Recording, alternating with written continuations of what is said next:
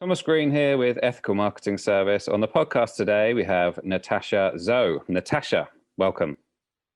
Hey, hi. Thank you, Thomas. It's my pleasure.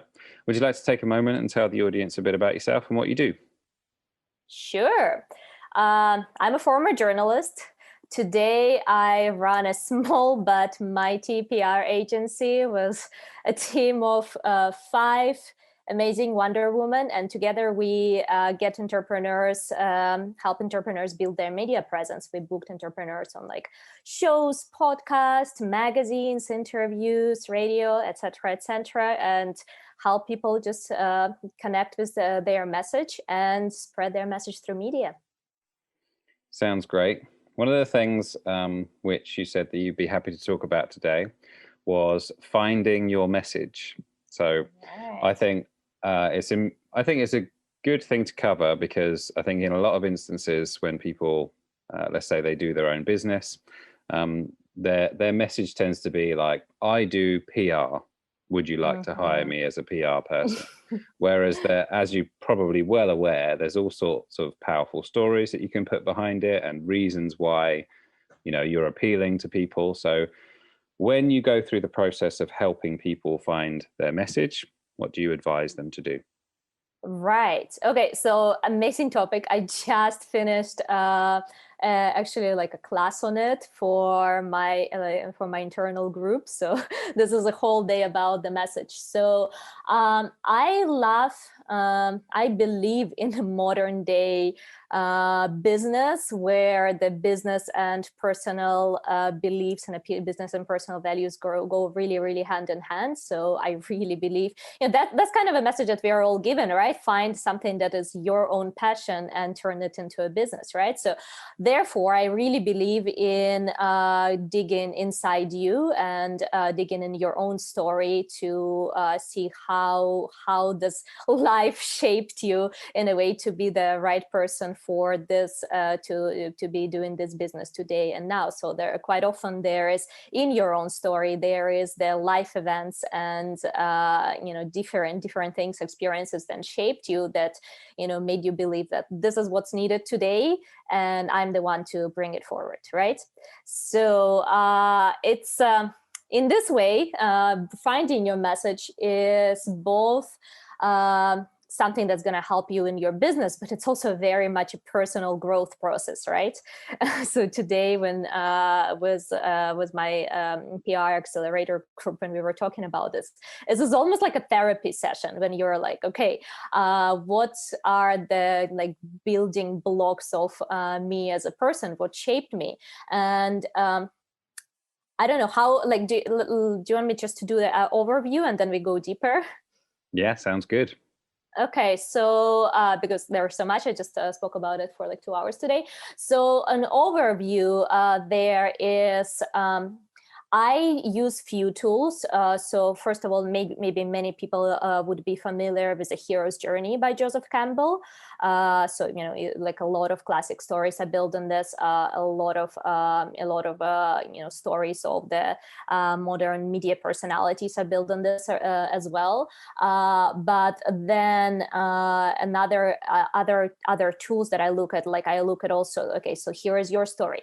Let's see, what are your relationship with the different topics. For example, I like to look at finding something that you oppose. For example, let me give you an example.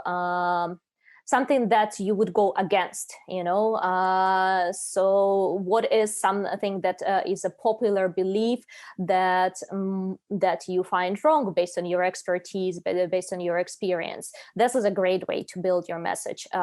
Speak against something. There is a little technique called stupid majority. So what is a stupid majority belief, and what is a new thing that you need to educate them about? Like example of it would be, let's say in the health niche, For a very long time, people used to believe that like fats and cholesterol has to do a lot with heart disease and causes heart disease. And then, there came a whole new knowledge about that there are good fats.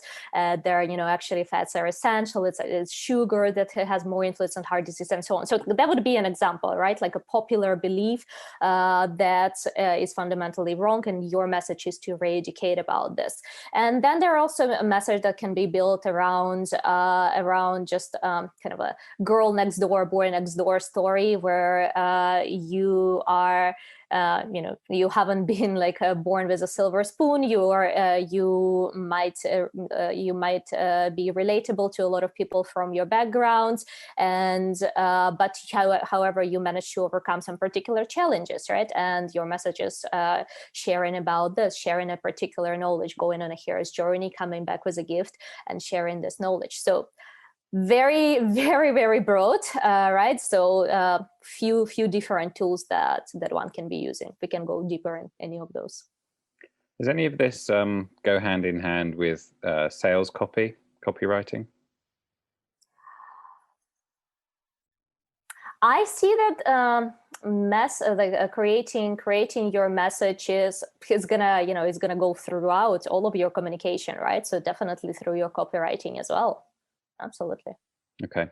And what would you say your main message is, and why did you choose that for yourself? For my so in my own story, right? Yeah. Okay, if we want to go this way. Sharing stories is what I've done from very early on. I became a journalist at the age of 15. I kind of like had to really fight my way to be a journalist at that age. So it was like 15 to 20 years old. I was a journalist, and I felt really free expressing myself, sharing my opinion, caring about some edgy topics. I did a lot of like investigative journalism at that age and so on. And then what happened is I kind of got disappointed in media for various reasons. Just in the media as an institution, and at that stage I was like, okay, done 5 years of it. I want nothing to do with it anymore. This is done. And what happened with me afterwards, I kind of like shut this door. I shut my own connection with being able to find my own voice. And there was a time in my life later on, a few years after, where I was like, okay, I kind of want to write again. I kind of want to put the stories on paper, on type of stories into my MacBook. And I couldn't. It was really, really, I was like, having this whole writer's block, but mostly it's not that I didn't know what to say. It's like I didn't know what I wanted to speak about. And I guess a mission that I pursue right now is helping people, helping others, while I also help myself to really dig up this this personal story, this personal message, and to share it with the world. So I personally going through a process of reconnecting with my voice, from being disappointed in media to being able to speak and write and share again. I became a contributor to several digital online publications, and my life is connected with media anyway. So I'm finding a way to still be a part of this world, but do it not as a journalist who's just paid to cover whatever the editor says, but as a PR agent. In this case, I choose the people that really inspire me, and I choose to share their story, and I choose to make their stories louder. Do you feel like, because one of the things which you that I thought we could talk about today was, you mentioned that you can do your own PR, and it can help you grow your business while boosting your confidence. And the thing that I find with interviewing people who have a particular skill, so in this instance, yours would be PR, you have that skill because you had to do it for yourself first. Is that true, would you say? Not necessarily. I didn't do my PR. I was a journalist, so I think the skill comes rather from that time. So would you say that as a result of your job being a journalist, you then Yeah. had some inside information in terms of how you can then apply that to PR? Definitely. I had right now my job as a PR is to connect with the journalists and editors and producers, and kind of get into their mind and understand how they think and what do they need. So while I was on the other side, it's way easier for me to do that. There's a lot. I think a lot of people who, let's say, they're in a particular business, or they're trying to share their message. All that kind of, should we say, print or journalism is all kind of so far away. Like, I don't know who to talk to. I don't know how to position it, etc. Whereas you kind of have those skills already. Yeah. I've been in the newsroom. Yeah. Okay. And what do people get wrong about, should we say, approaching journalists? So first of all, they don't approach them. This is the biggest thing everyone gets wrong. The biggest belief is that you need to be, well known and famous, and wait till they knock your door. So it's a in marketing speak, push versus pull is very much a push activity. Yes, I actually in this terms I actually divide PR into push and pull, proactive and reactive. And reactive is obviously the easier place to start, but even for that one, you don't really need to wait until you're known and famous and on the cover of a magazine. The thing about the writers and the journalists and the editors is they have this little trick where they need to bring the most objective information, right? So they cannot just say you and I can be chatting here. We can say, let's say, keratin is good for your eyes. If I'm a journalist and I'm writing an article, I cannot say keratin is good for your eyes. I have to say keratin is good for your eyes according to Dr. XYZ from the institution XYZ from the research XYZ. So that would be the kind of referencing an expert, and that goes for many different cases. They need to have references, they need to have sources, they need to have proof, they need to have anecdotes to prove their point. So a good article is considered a well-written article when it sources multiple sources. And if you're normal human being, you don't usually know eye specialist who you can just call up and verify a fact about keratin. You can Google, but it's usually expected to have actual source, not the second reference source when you just reference someone else's article that someone else written. So that's why there is the big misconception. In fact, they need you first. If you're an expert in your field, if you have a particular data, if you have particular research or anecdotes or real life stories, and the people behind the screen, editors and journalists, they need you. They need diverse sources. So that's something that most of people don't know. And what kind of journalism were you doing? For myself, so I was doing a little bit of everything. I was 15, so I obviously started with whatever they could give to a 15-year-old. So I covered events, I covered some some social events, some politics. I ended up doing a little bit of investigation. Like I did some crime investigation at the age of 20, which I think kind of contributed to me stepping out of it. Like it was just very heavy stuff to handle at that age. Yeah. So do you have any examples, both journalism and PR, that you're particularly proud of? So a story you wrote and then also a client that you helped. All right, let's do it. Okay, so journalism is interesting because it's been really a while. So yeah, I mean, it was a heavy one, but I think I'm quite proud of this. That was like one of the latest story in my career. It was actually a series of stories, and because it was an investigation story.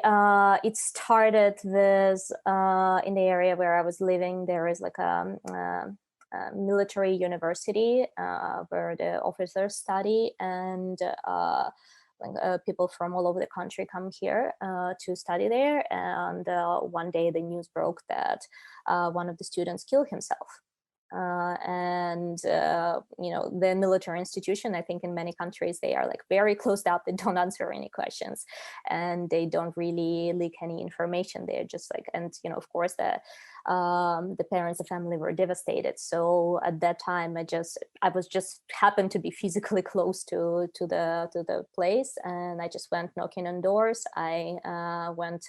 I guess I also used the fact that I was a young 20-year-old girl, and the institution was like full of guys of my age, and I would just like wait up in front of the doors and be like, hey, can you would you go chat with me for 15 minutes? So I found the story. I did up facts, and I ended up making a follow up for like a three pieces follow up on that particular institution, because there was a lot of dirt, there was a lot of abuse within the institution. There was a lot of corruption there, and I ended up making like a three-part series.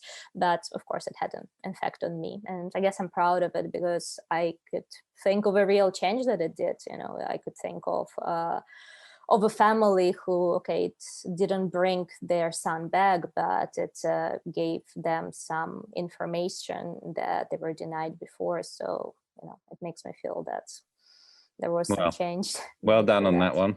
Although I didn't know we were going to go in that direction on this conversation. But I told you it was dark. But on a more positive note. On a more positive note. What's the client work that you're proud of? How do we go there? Okay, let me switch for a second. Lots of clients, because clients, I choose my clients myself, and I mostly work with people in the personal growth and personal development space. So the reasons I choose this clients is because I really believe in what they do and what they teach. I believe that just accessing more information, people can live their life better. So I don't know why this one comes to mind. The guy was a memory expert. He had one of the top memory courses on Udemy, and we were working on his book launch, and we did the same that we do for everyone. We took him on a podcast tour. We booked him some really great shows, and his book was a great success. His tour was a big contribution to selling the book. He was telling me that I kind of got tired of doing the interviews, but they helped to move the book. So I toughed it out anyway. So I don't know, the client stories, they're definitely on a lighter side, for client stories, I guess I'm proud of all of them. Well done. You mentioned the podcasts both recently and in the beginning. What do you make of the podcast media for I don't know, because it's moderately new. What are your thoughts on it? Oh, I think that's one of the only places where people still pay attention. So I guess a good client story would be in a very good way to demonstrate my point would be we were working with a celebrity hypnotherapist. So she's really well known, and at the time we were working with her, like, we were not the first PR agency working with her. She already had quite a bit of presence. So in our case, we got her on Today Show in US, which is like, this is like a PR dream, and it has like a 4 million viewership. I think it's a big deal. So like she flew to New York to do that, and when it came out, like we were really looking to see what it's gonna do for the website. She had a book at that point, but to be honest, there wasn't really much correlation at that time. And then we just like went on, it's still good. She been placed on a Today Show. A few months after that, we got her on one of the top podcasts, so School of Greatness by Lewis House. So at that time he was somewhere that like top 3, I think, in SubHub, and he's definitely like crossed over 5 million downloads. And when that one came out, same woman, same story. When that one came out, the 40-minute conversation or an hour conversation, first of all, it was one of the top viewed videos on Lewis's channel for that time being. But second, for the client herself, the feedback of that, like her website traffic tripled over the week, and that of course has like a big huge impact on business. So what I make of it is a podcast is one of the few media where people still pay attention. Like if you calculate, let's say people spend like, I don't know, 40 minutes a day on Facebook, just scrolling through multiple accounts. Like, if you do your marketing on Facebook, how much attention do you have? It's less than a minute. Podcast is the place where people actually go and on purpose listen to like a whole half an hour conversation. Where else someone is going to listen to me for half an hour? Yeah, different YouTube, expectations, you mean? Yeah, YouTube maybe. So yeah, because people come here to learn something, I'm a big fan of podcasts. Cool. And we touched upon doing your own PR. Right. Why is it that you think that it helps with confidence? And what would you advise for someone who has done none? And presumably you're an advocate of doing your own. So what advice would you give them? It's definitely a great thing to do for your own business. So we spoke about it. We spoke about how it helps your business. Definitely helps your own confidence as well. First of all, your mom's gonna love it. There are a lot of client feedback I receive, but one that's very, very persistent is, whenever anyone is in the magazine, they're like, my mom loved it. And, there is this perception of a media, be it a traditional media or be it a podcast, like your immediate circles see it as success. Even the people closest to you see it as a big success. Getting featured, it's just like, and then the environment sees you in this way. You elevate your perception of yourself as well. And other than that, it's also just a lot of practice, right? You go out to share your message, to share your thoughts, and practice over. And this is, like, for example, a podcast, right? A very intimate environment. Like you and I we're just chatting, and then suddenly the people are gonna listen to it. But if public speaking is not your forte, you don't need to be thinking about the people who are listening. You're just having a very natural conversation with just one other human being on the other side.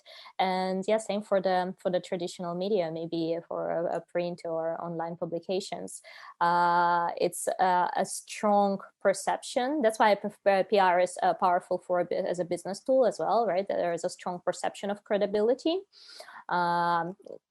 Completely different philosophical questions, whether or not there is credibility in fact, but there is a strong perception of credibility. And that's why it works so well to give a borrowed credibility to your business. And that's why it works so well to also give this sense of confidence boost to yourself as someone being featured. So does that mean your family are going to be seeing this episode then? My family doesn't speak English that well, but my partner does. He'll definitely celebrate it. Cool. And what about the next steps question? So I've got no experience. What do you advise that person to do who has, let's say they do have their message, but they're not sure how to go about sharing it? Right. So we briefly touched upon the like push and pull PR. So I would definitely start with reactive, proactive, just like, basically reaching out to journalists. It's quite easy, but it's very time consuming. So reactive in this way is way easier. So if you want to go in specific, so there are like a whole bunch of platforms for every specific media where you can find either podcast hosts who are in need of guests, or the journalists in need of sources, producers in need of different people for their stories. So let's be specific here. So let's start with podcasts. You and I met on the Matchmaker. I don't know if you share about this with your audience. Great platform where the hosts are looking for guests. So that's, you don't really, all the work you need to do is just, going through the different podcasts and seeing if you're going to have fun having a conversation with this person and reaching out to him or her. Bunch of Facebook groups as well, where people are posting about their podcasts, where they're looking for guests. Actually, I don't know if it's the right time, but I do have a Facebook group where we share the podcast guesting opportunities. It's absolutely free, so anyone can also go and find themselves different podcast guesting opportunities there.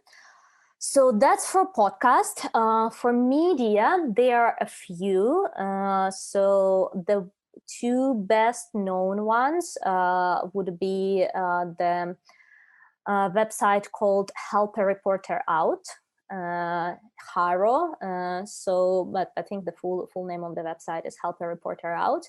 And the second one is going to be a sourcebottle.com. So they're the same principle. You go there, they're free. You register as a source. You make a little bit of your profile, and the way they work, you're going to start receiving few kind of emails a day.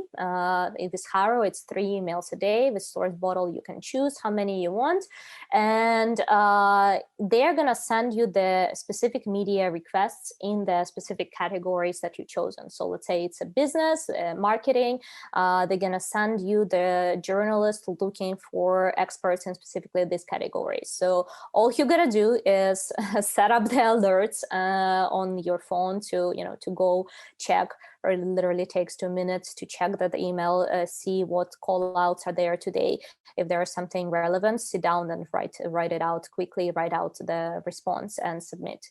That's it. It's literally just exchanging emails. And this is a very big benefit of doing it for yourself, because when we do it in an agency, we got to have all this answer prepared. We basically got to figure out how to hack time, how to get the relevant answer that our experts gonna sign off in really no time to a journalist who are always on a really short deadlines.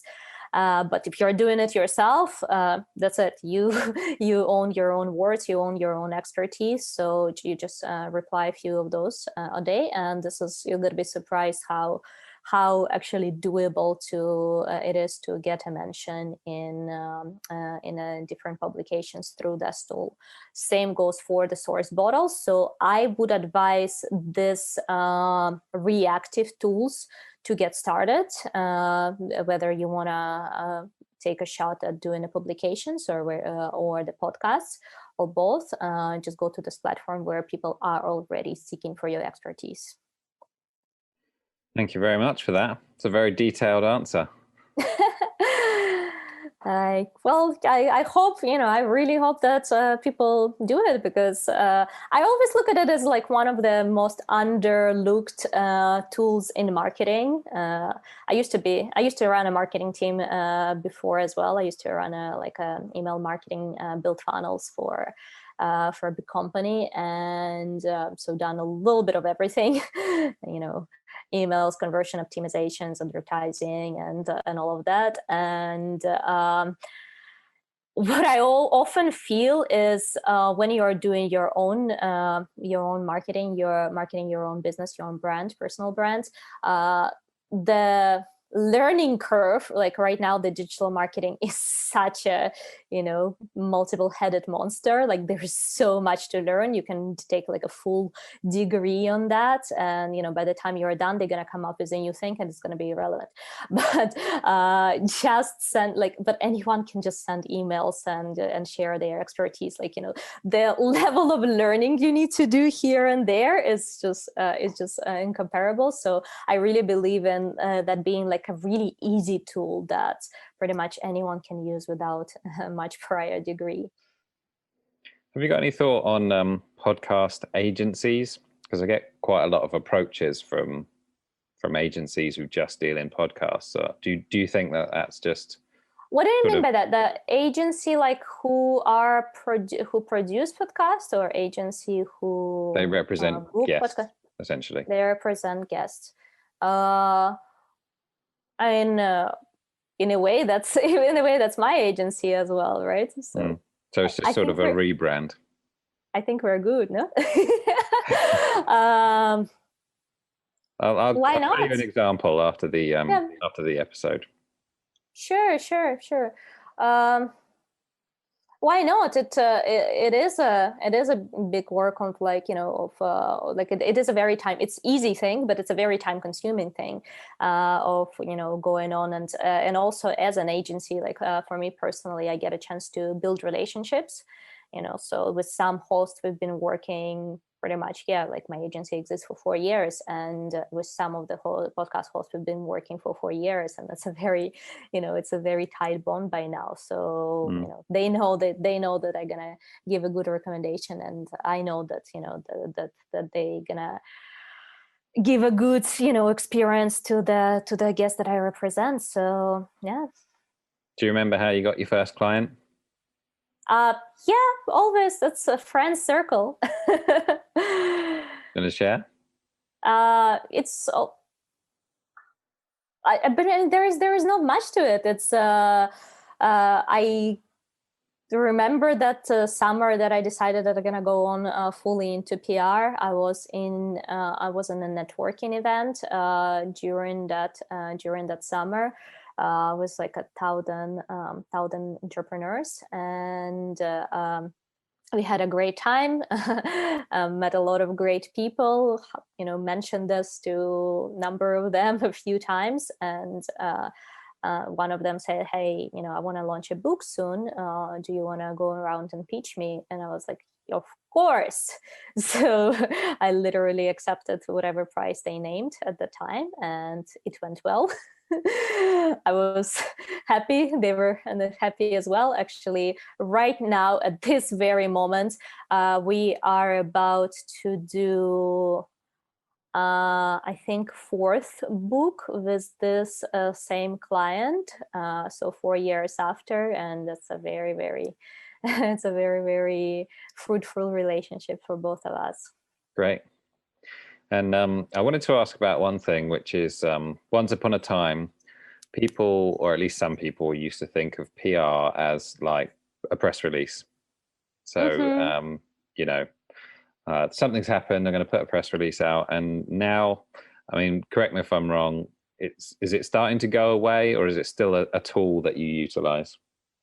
Depends on who you are and what kind of news you have. As I guess press releases are still a thing. Still a thing for public companies.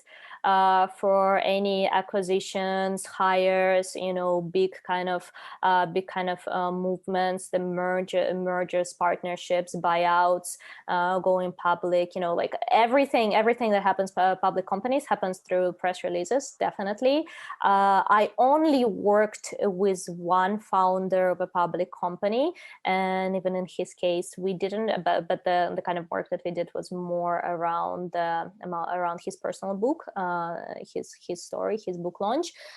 So many press release platforms by now even don't consider a book launch as a newsworthy thing. So depends. Yet there is a sector where it's still a thing, and for I don't even want to call it self-starters, because a lot of self-starters running digital entrepreneurs still run like a relatively big companies and the teams. But I guess in this digital business world, I don't see what kind of event could be there that would be announced through a press release. Okay. A launch of a company, maybe. That's one of the I did some, let's say, prep before before our talk. I looked at some of the social stuff, and some of your should we say the videos are about getting into a magazine. So how much of your time do you I think it was a yoga magazine, if I'm not mistaken. How much of your time do you sort of spend in that area? Reading things up?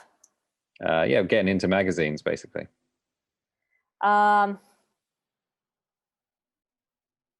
Depends on it really depends on a client, right? It depends on a goal, but yeah, quite a bit. Best job ever, right? I get to read magazines and talk to people for work. Yeah, it does sound cool. And I do think you made a point, if I'm not mistaken, which was the people who are in those particular publications are probably no more qualified, no more smarter than perhaps what you are, if you're also an expert in that field. Good. Yeah, that's a good comment, a good thing to comment on. So what happened in just like, in the understanding of the media and behind the scene, at the time when everyone got digital, all the staffs basically was decreased, right? Any magazine going from a press to digital, it means the smaller team, which means that one person covers more different areas. So let's say in a yoga magazine, one writer can be covering health, science. Same writer would be covering news and I don't know, maybe like a skincare. Just making it up. So of course it's not that they are not smarter than you are. It's just physically sometimes really impossible to be an expert in on all of this area at the same time. Keep up with news, keep up with updates, keep up with the new developments, while also watching for the things like click-throughs and what kind of clicks this headline is going to generate, and is it going to be enough to keep our advertisers happy. So in fact, when you're reaching out to someone with a news in your industry, with new research, new development, new trend, explanation of a new trend, you're doing them a huge favor. And a lot of PR is trying to get good enough understanding of what person's job is, what is kind of stories that he or she will always cover.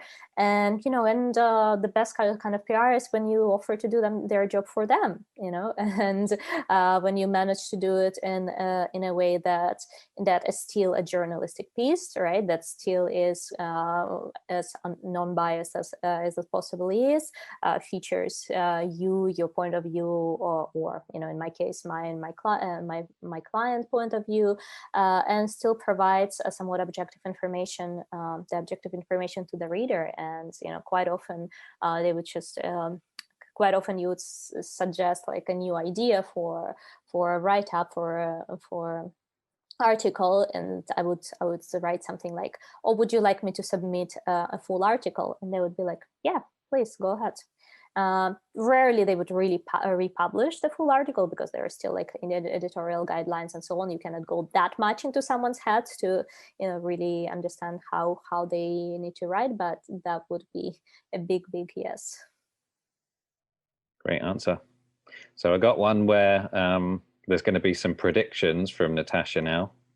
Okay. Maybe you've given some thought to this or not, but where will PR be in the future? Let's say 10, 15 years, what will it look like? Well, to answer that, you need to think, where will media be in the future? All right. And where do most of eyeballs the media go right now? So we're on a huge rise of the personality media versus the institutional media, right? The TikToker who might have more subscribers than BBC, YouTube, and so on. So it's gonna go towards, it's gonna stay in relationship management, right? But very likely into influencer marketing and the relationship management in this area. So what do you think someone should do as a result of that? I don't think, I think it's regardless of that, you should be, choosing the making friends in your industry. not necessarily with people who only those who write about your industry, but generally making friends in your industry, because PR is public relationships, right?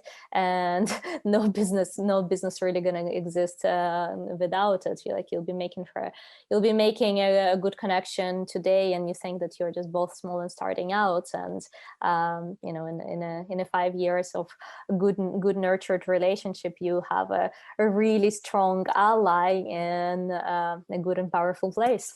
So always that's, for me, that's timeless. Doesn't matter how we reshaped, and who are the people that everyone's watching, what's the channel that's everyone's watching. It's always going to be a human relationship, and that's very, very basic. One of the predictions I heard about personal branding is that bigger companies will start to use employees for personal branding, because one of the things which I think they struggle with is having that person that they can put in front of the camera. Do you think that in the future you'll be sort of you'll have clients who are actually the bigger company, but their employees will be the ones that you'll be doing PR for? That'd be cool. I think it's interesting. I think it's happening already, right? I'm not sure. You tell me. Yeah, that's for the spokesperson. I wouldn't be able to really give examples, but yeah, I think that's I think I sort of know what you mean by the spokesperson. It's just, I don't know whether they've quite gotten that right to, if you and I were to have this conversation, or you've done like your Facebook posts and stuff like that, I don't think that like bigger companies quite have that down yet, in the sense that having that, as you say, that kind of relationship that you could have with an individual, that also works for that company, if you see what I mean. It's a very big possibility, because there are so many cases where the founder isn't the best articulated or the most relatable kind of person, and if it's not the skill as an entrepreneur, right? If it's not the skill you have, it's a skill you hire. However, there is also like a little bit of a risk here, as at least millennials don't hold the job for longer than 5 years, right? And we don't even know what Gen Z is going to be like. So how do you hire someone to be a face of your person, to be a brand of your company, knowing that they're going to leave in 5 years? So that's potential downfall I can see. Maybe. So what are your goals, Natasha? Professionally, I'd love to also, launch my own online publication. Yeah, I'm not 100% clear on it. So what would an example of that be? Online magazine. Basically, right now, I chose the path of for the sake of telling the stories that inspire me, I chose a path of knocking on the doors of people with big audiences, media with big audiences. And I feel it's a very natural next step to, just create one of my own where I'll just tell the stories, whichever stories I want. So you combine your skills of journalism and PR into one place. Is that right? Yes.